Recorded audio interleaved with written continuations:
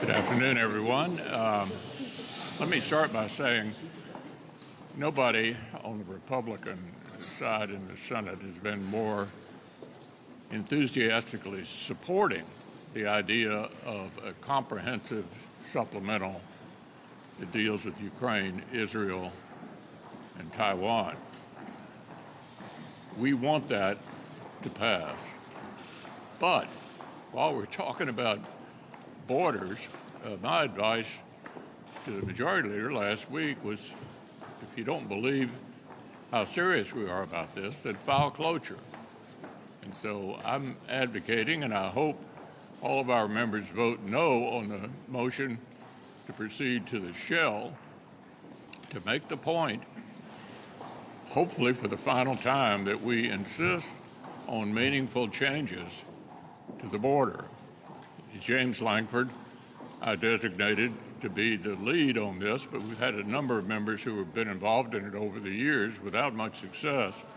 Now is the time to pay attention to our own border, in addition to these other important international concerns. On that point, to paraphrase, I should say, Ronald Reagan, a nation that can't control its borders can't control its destiny. And I don't know how any Democrat can defend what's happening at our southern border right now. Literally 10,000 people a day being apprehended trying to come into the country illegally. And if you go even back to the Obama era, Jay Johnson, who was DHS Secretary under Obama, said 1,000 a day would be overwhelming to the system and that he couldn't even comprehend trying to deal with 4,000 a day. We have now literally 10,000 people every single day being apprehended illegally at our southern border, trying to come into the country illegally. That is a national security crisis that has to be dealt with. The Democrats just apparently don't have any interest in fixing it, but Republicans have serious solutions, policy solutions that get at the fundamental issue, and that is to slow the flow of people coming into this country illegally and to deal with what clearly we now know is a national security threat. We have people every month that are being apprehended at our southern border who are on the terrorist watch list. And that is a huge problem and a very dangerous problem for our country. And so as we think about a national security supplemental appropriations bill, and as the leader pointed out, there are many of us who are very supportive of a package. That package has to deal with the national security crisis that we are facing now on a daily basis at our southern border, and hopefully the vote this week, as Republicans stand together on that, will be evidence and get the Democrats in a serious and meaningful way to the table to address what is a crisis.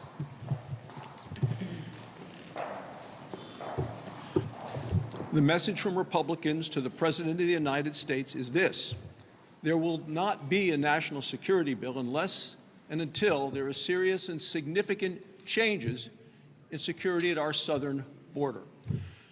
The White House has to become actively and consequentially engaged in changing what is happening right now at the southern border.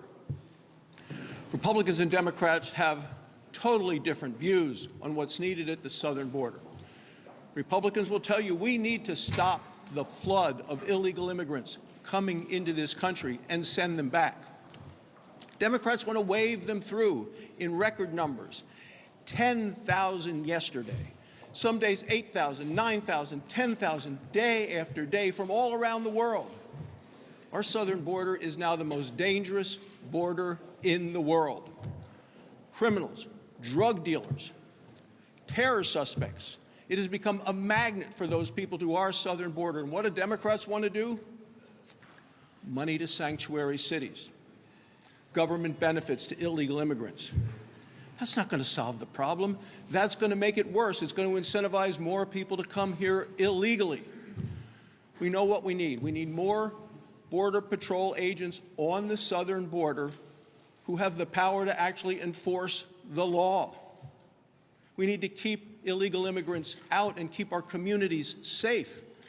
Communities all across this country are suffering under the burden of these terrible, disastrous Biden and Democrat border policies. Any national security legislation has to have as a key component securing the southern border. So Chuck Schumer can bring a bill to the floor of the Senate.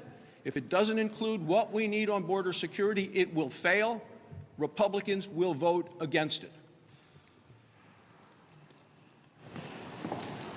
Okay, before I get into my other comments, I just want to remind everybody that this Saturday is the Army-Navy football game, also known as America's Game.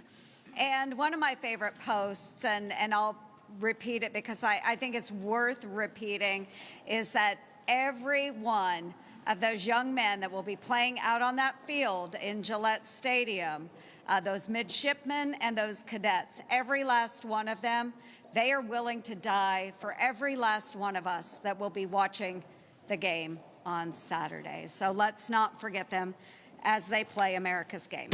Okay, and you don't have to wonder what side I'm on either. Go Army, beat Navy. But anyway, while it's not the night before Christmas quite yet, there's not a creature stirring, not even a mouse, in the halls across this city. So COVID temporarily shut down a lot of our agencies here in Washington, D.C., closed all those federal buildings 4 years ago. But today, not a single agency has an occupancy rate of even 50%. That's abysmal. So the Biden administration really doesn't want the public to see the naughty list of no-shows, but I'm going to show you it today. And this is information that we actually did get through a request with the Biden administration. So here is our naughty list of no-shows. Okay, topping the list, HUD and Social Security Administration, they are using just 7% of their office space.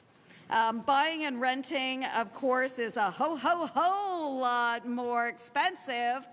Okay, my staff wrote that, but I thought it was good. And but no one's home at HUD. Okay, take a look at that, folks. COVID's been over for years. Where are the workers?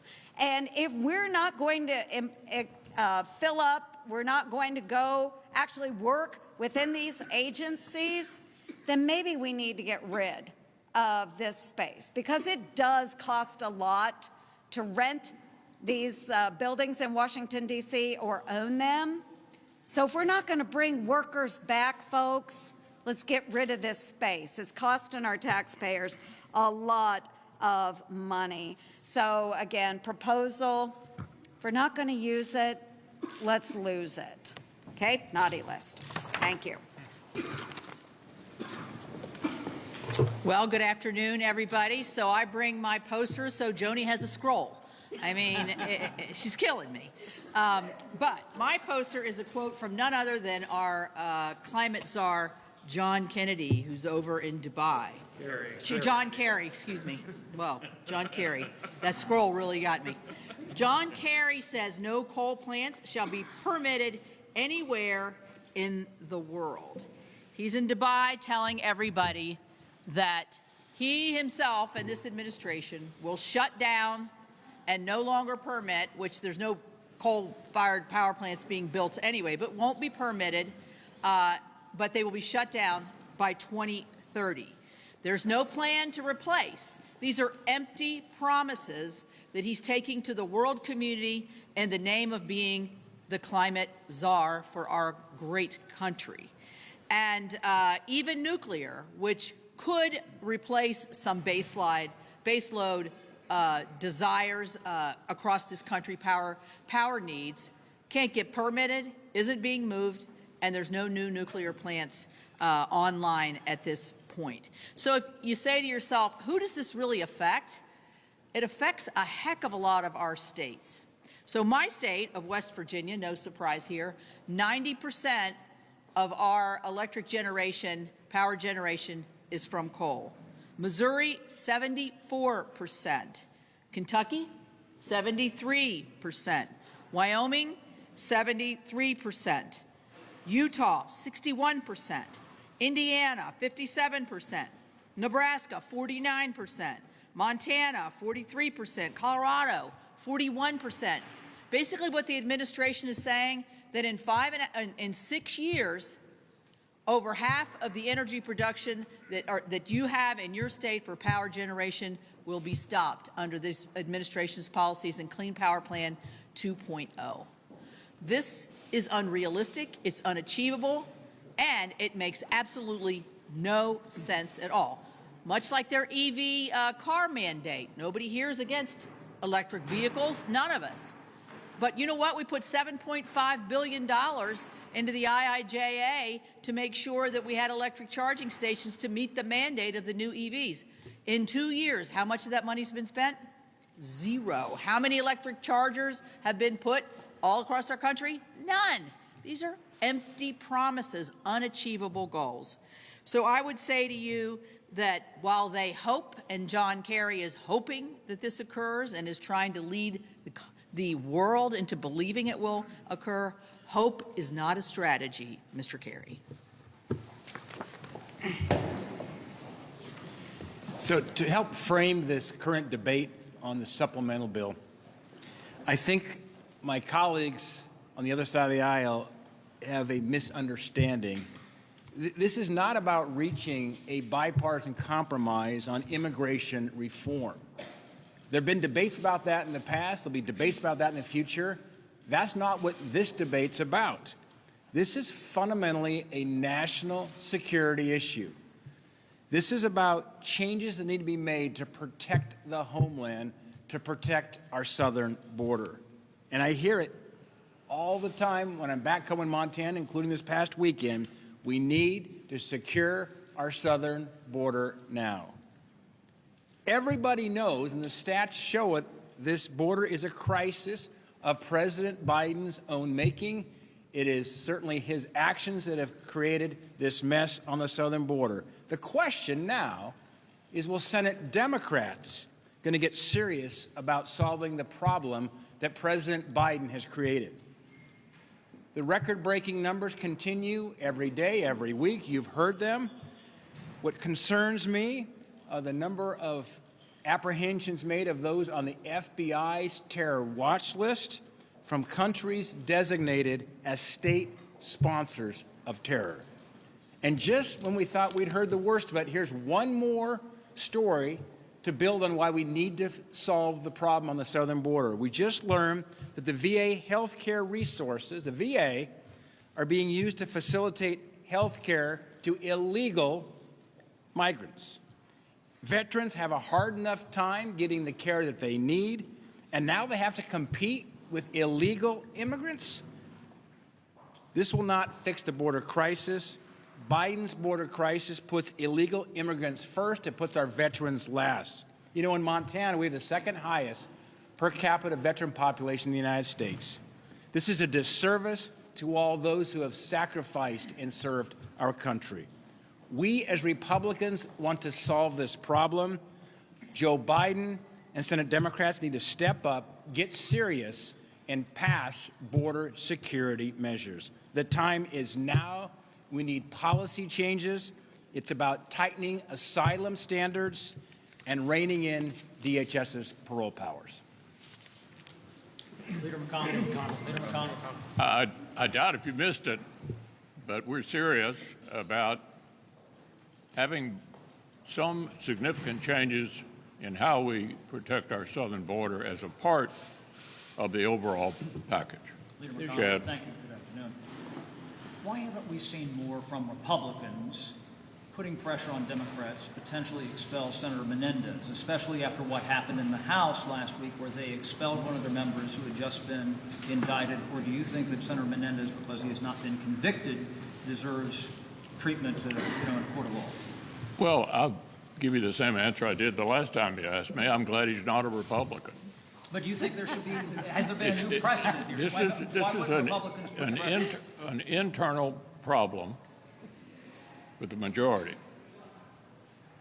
he obviously has some external problems, and I'll leave it up to the majority leader to decide how to deal with it. Alex? Leader McConnell, what do you think of Leader Schumer's new proposal that he would bring the president's foreign aid package to the floor, combine it with the Fentanyl Act that passed on the Banking Committee, and then you let Republicans have the First Amendment on border security? Is that enough to get you to vote for a motion to proceed? 60 vote threshold.